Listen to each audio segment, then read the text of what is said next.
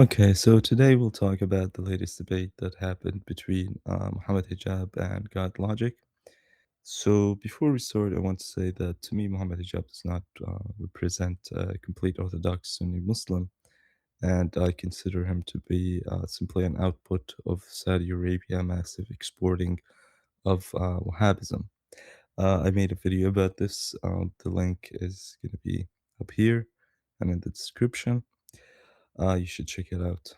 So, anyway, let's start with the video and see how a Muslim can respond to God logic. So, God logic tries to establish 2 points, one relating to the Quran, chapter 10, verse 94, which says, "If you, O Prophet, are in doubt about that which we have revealed to you, then ask those who have been reading the scripture before you." Then he also shows his second point. His second point is that he wants to show that the major interpreters of the Quran, such as Ibn Abbas, which were specifically like early Muslim scholars, he wants to talk about that they believed that the previous scriptures are reserved and not corrupted. From there, I think his conclusion is obvious. So, how can a Muslim respond to these questions? So, in my opinion, confusion in responding to these questions or even asking these questions comes from knowledge of the facts without an understanding of the worldview. And that basically always leads to trivia.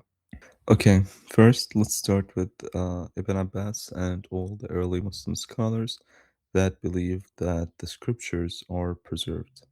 So the answer to this is quite easy. So, in Islamic theosophy, the Logos is the scripture.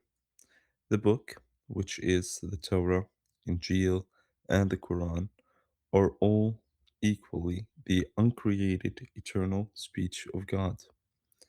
They cannot be corrupted as they are eternal. However, that doesn't mean that physical versions of it cannot be corrupted.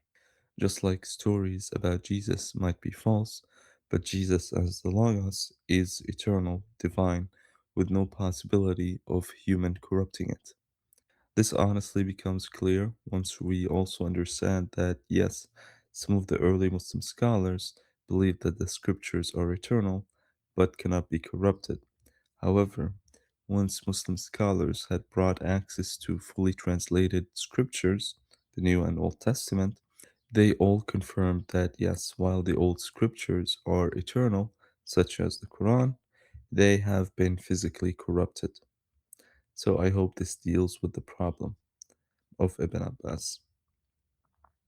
Now, if we want to look at chapter 10, verse 94, that says, "If you, O Prophet, are in doubt about that which we have revealed to you, then ask those who have been reading the scripture before you." There are multiple ways Muslims can deal with this. The first one is the one which Mohammed Hijab uses, and I will not reiterate it because if you're here, then you probably were not convinced by it. The best way, in my opinion, is through Ibn Arabi's interpretation, which align with the idea that the scriptures are eternal.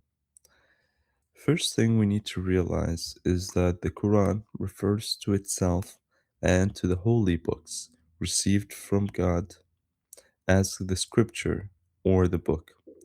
So, all of these holy books are equally the uncreated eternal speech of God.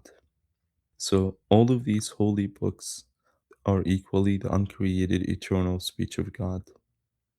Now, who can confirm that what Muhammad has is the truth, and not just the truth, but the ultimate truth? Well, let's look at the verse again. The verse mentions those who have been reading the scripture before you.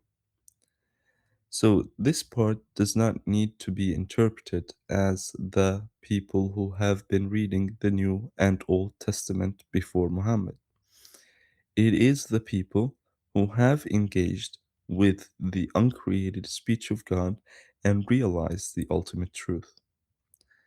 So, Muhammad can literally ask previous prophets or people who have realized the ultimate truth to check with them that what he has is the ultimate truth. So, the main thing that I want to drive home here is that The phrase of those who have been reading the scripture before you does not mean the people who have been reading the New and Old Testament, but means those who have realized and engaged with the ultimate truth. So, yes, this is the video. Now, if you're interested in how I may justify the Trinity, because I don't think that God Logic did a good job at it, then let me know in the comments. Other than that, if you made it to the end of the video, then you should subscribe, comment, like, and share.